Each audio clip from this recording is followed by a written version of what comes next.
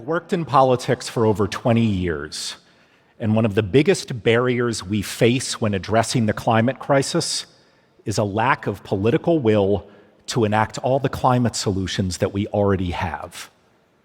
Whether it's energy permitting, pollution regulation, tax codes, building codes, you name it. The reason so little is getting done is often because it's easier to win elections by ignoring the climate crisis rather than addressing it. In the United States, and that's my focus today, much of this is due to political spending by fossil fuel companies and other special interests. And currently, there just aren't enough climate voters in the United States to overcome that spending and get politicians to do what science tells us is necessary. I believe, however, that we can overcome this problem, and we can dramatically increase the number of climate voters, and that we can do so without having to convince millions of people to start caring about climate change. In fact, we may not even have to talk about climate at all.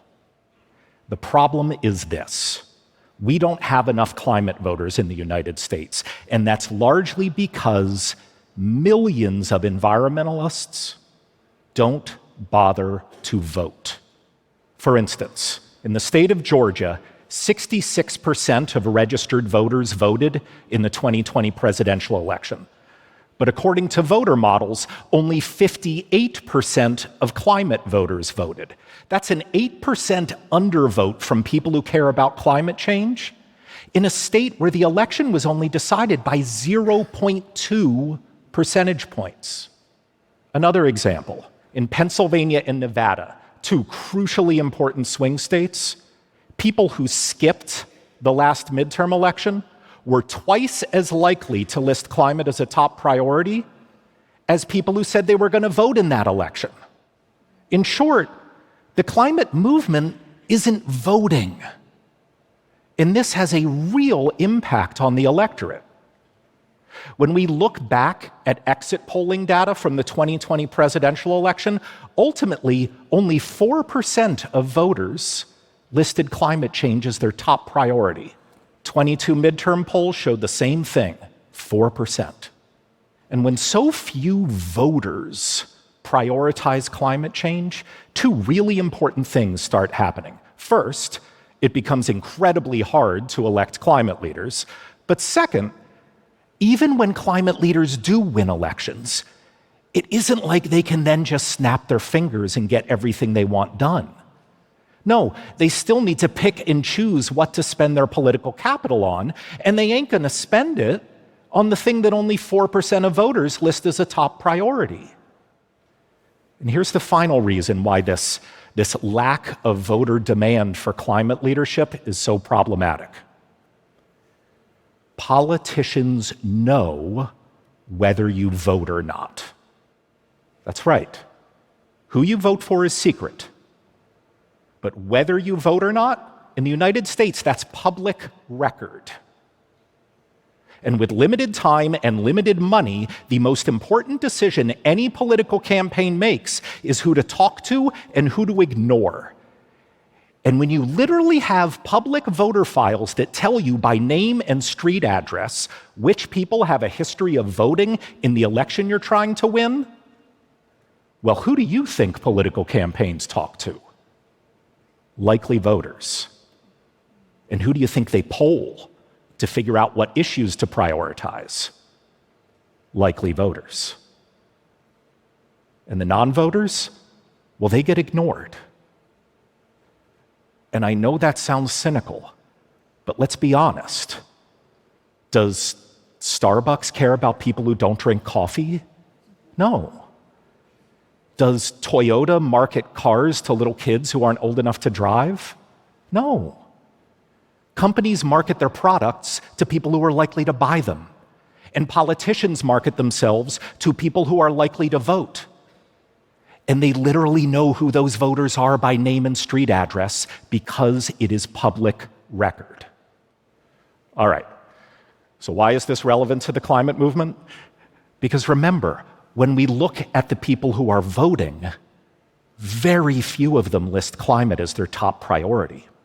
But when we look at the non-voters, the people who campaigns typically ignore, well, it turns out that millions of them do care deeply about climate change. In fact, at the Environmental Voter Project, the nonprofit I founded, we estimate that as many as 8 million climate-concerned Americans skipped the 2020 presidential election.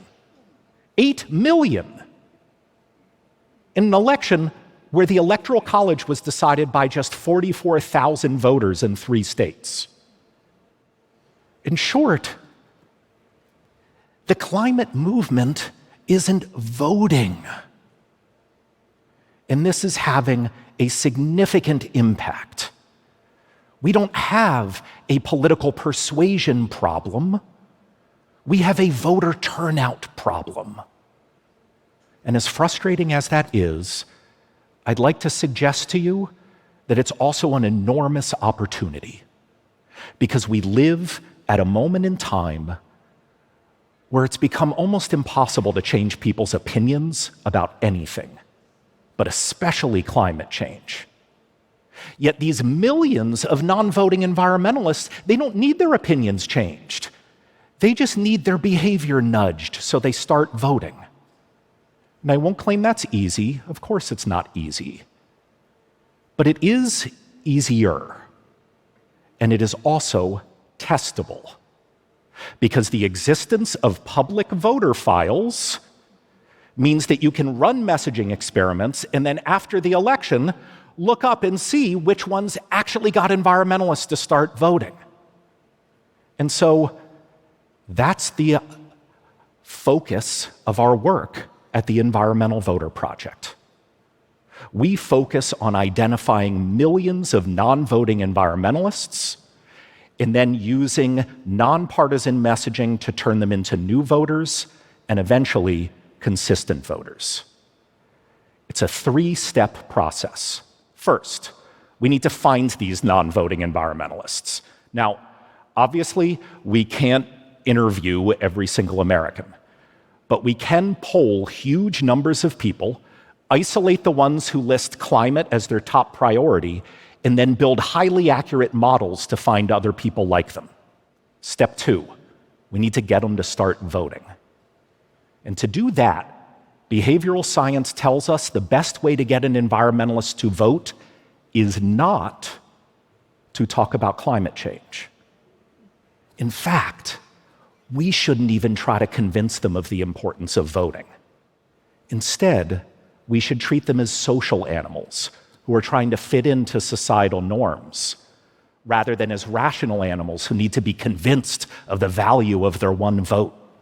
And so we use techniques like FOMO, fear of missing out, telling environmentalists that each year more and more of their peers are voting, so don't be left behind. Or we'll knock on their door, ask if they intend to vote. Most people will be embarrassed and they'll say yes.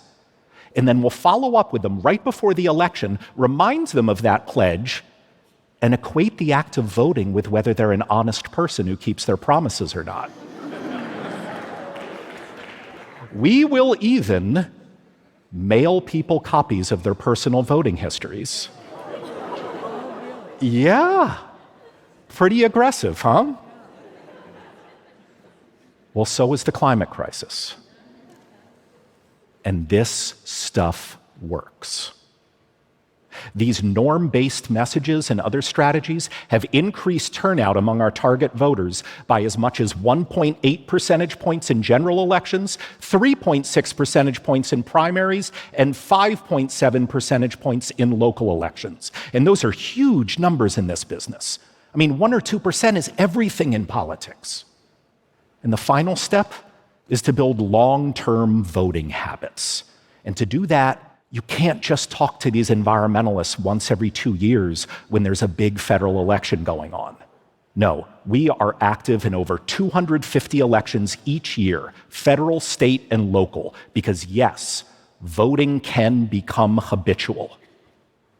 And remember those public voter files? Well, they're not static. Once we get an environmentalist to vote, it almost immediately becomes public record, and then dozens of campaigns race to start talking to that environmentalist because they're now a voter. And they start getting polled too to figure out what issues they care about. Ultimately, this is how we build an unstoppable block of climate voters that can move policymaking across the political spectrum. Because even in this hyper-partisan time, there is still one thing that unites all Democrats and Republicans, and that is, boy, do they all like winning elections. I mean, nothing motivates a politician more than the prospect of winning or losing an election. So they always go where the voters are. It's just the brutal arithmetic of how democracy works. Either you go where the votes are, or you don't get to be a politician. So now it's incumbent upon us in the climate movement to build this unstoppable block of climate voters. And it's increasingly clear that we can do so without having to convince millions of people to change their minds about climate change. In fact, we may not even need to talk about climate at all. Thank you.